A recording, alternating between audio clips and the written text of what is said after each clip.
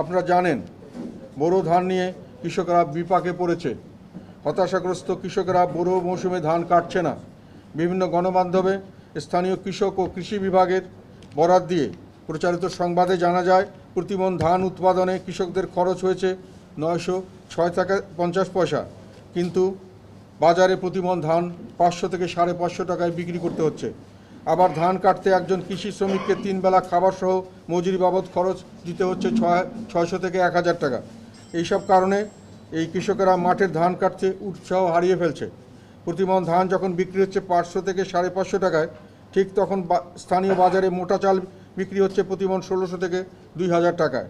কৃষকদের অভিযোগ, এই কারণে কৃষকরা এখন অভিযোগ করছে যে মধ্যস্বত্বভোগীরা কাছে তারা জিম্মি হয়ে পড়েছে এবং আমাদের কৃষি জিম্মি হয়ে পড়েছে। কৃষকদের অভিযোগ, সরকার ধান ক্রয় করে মিল মালিকদের কাছ থেকে, কিন্তু কৃষকরা সেই ধানের যে ন্যায্য মূল্য পাওয়া উচিত সেটা পায় না। মিল মালিক নয়, সরকারিভাবে কৃষকদের কাছ থেকে উদ্বৃত্ত, যেটা সরকার মনে করছে উৎপাদিত উদ্বৃত্ত ধান, তার সরকার নির্ধারিত ন্যায্য মূল্যে কিনতে হবে।